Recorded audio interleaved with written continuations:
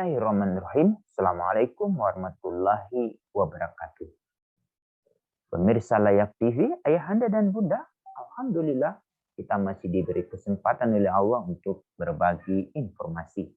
Kali ini penjelasan terkait dengan klaster 7, disabilitas, kesehatan dasar dan kesejahteraan.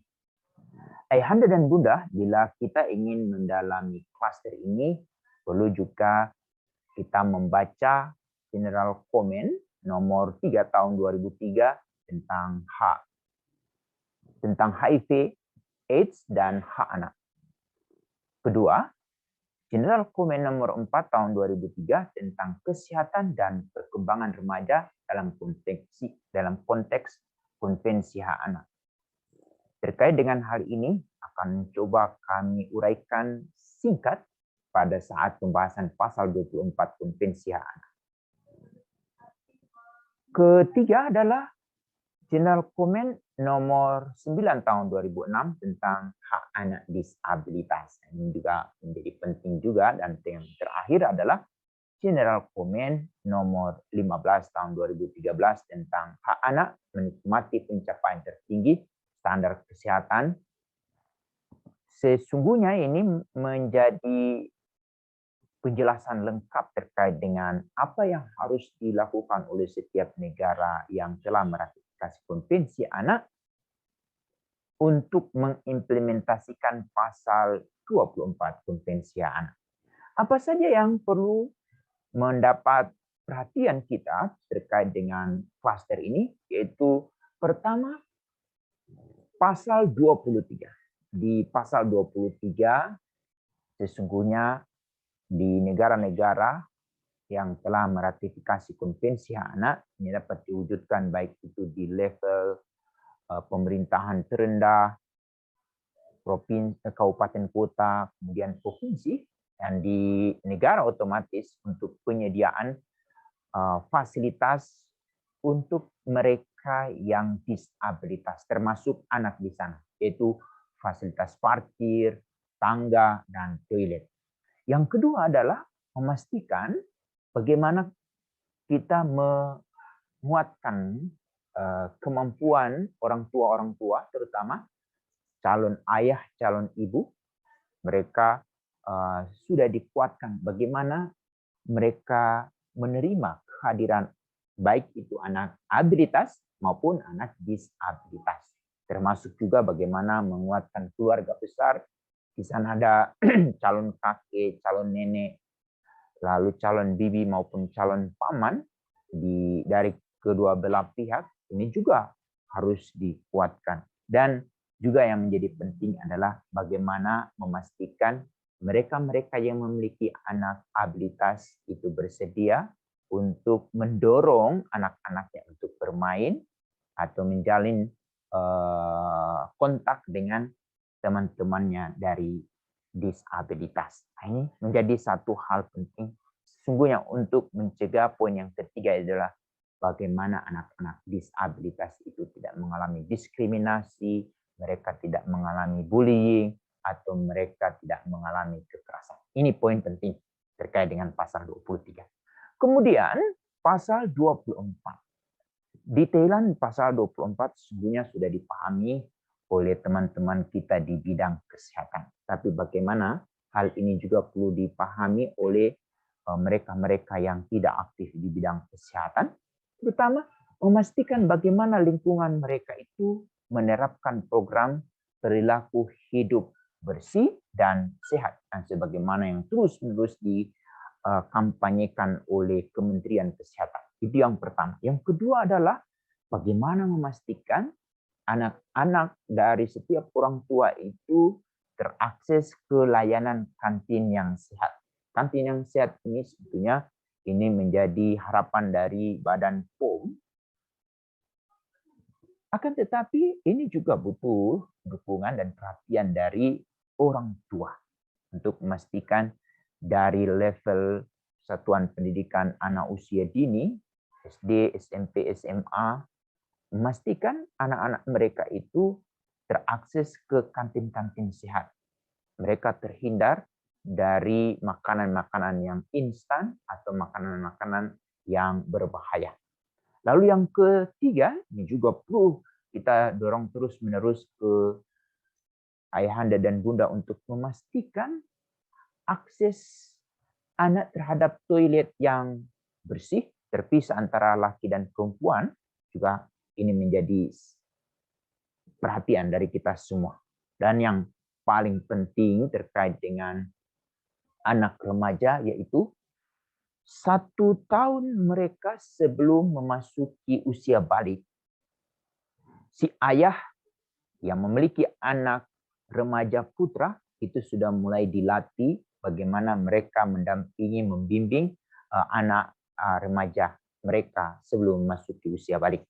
Ini yang perlu mendapat perhatian kita semua karena kasus-kasus kejahatan seksual terhadap anak yang ditangani oleh teman-teman dari kepolisian, sebagian pelaku adalah anak-anak remaja laki karena mereka memang tidak mendapat pengetahuan yang banyak bagaimana menghargai, menghormati teman sebaya mereka yang berbeda jenis kelamin. Ini menjadi sangat perlu mendapat perhatian dari kita semua.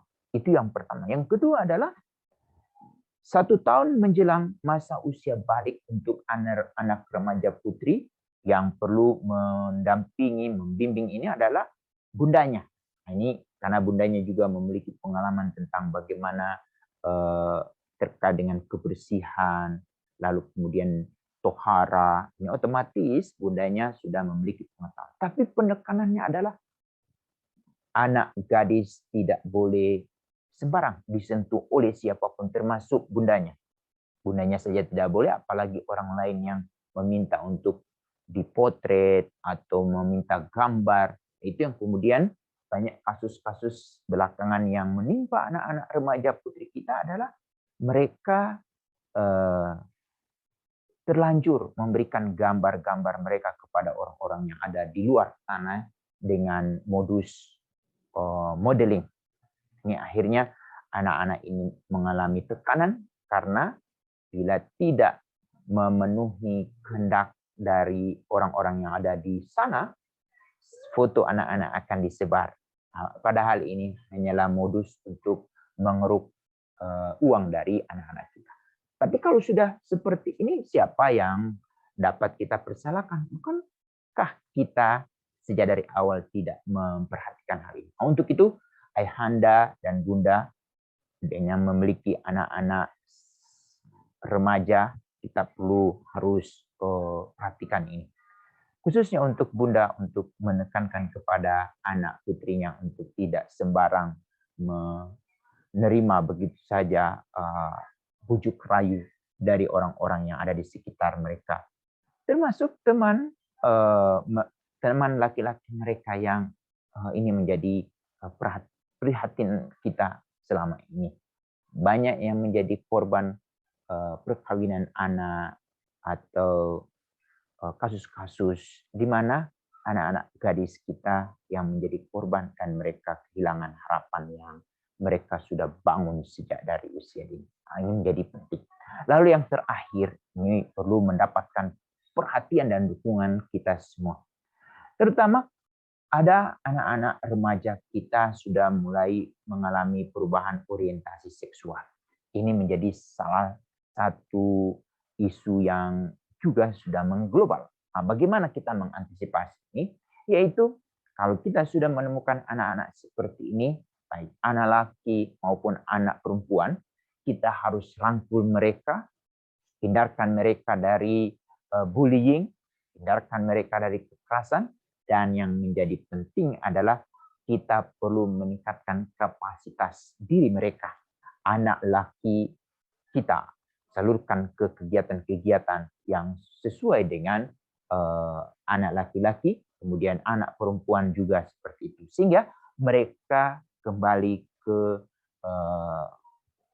jati diri mereka yang sesungguhnya. Bila terjadi, ini yang perlu kita antisipasi, jangan sampai mereka kabur, lari dari kita. Karena kalau mereka sudah keluar dari lingkaran kita, akan susah untuk menyentuh mereka lagi karena mereka memiliki organisasi yang sangat kuat di luar kita. Nah, ini menjadi perhatian dan perlu mendapatkan dukungan dari kita semua. Kemudian di pasal yang ada di klaster 7 ini yaitu pasal 26 terkait dengan jaminan sosial.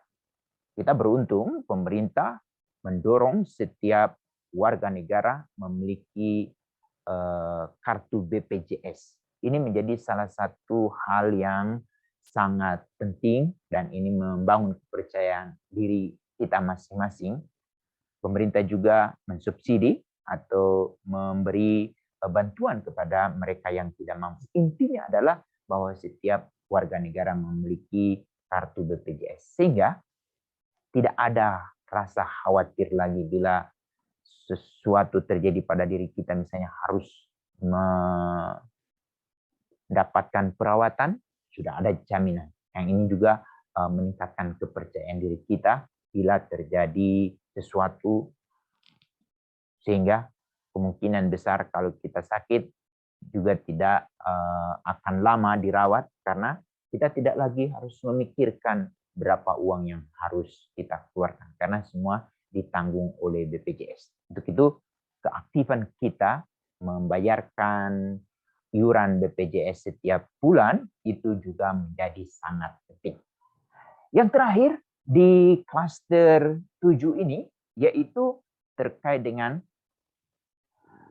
memastikan makanan yang diberikan kepada anak-anak kita benar-benar halal dan thayyib. Menjadi penting.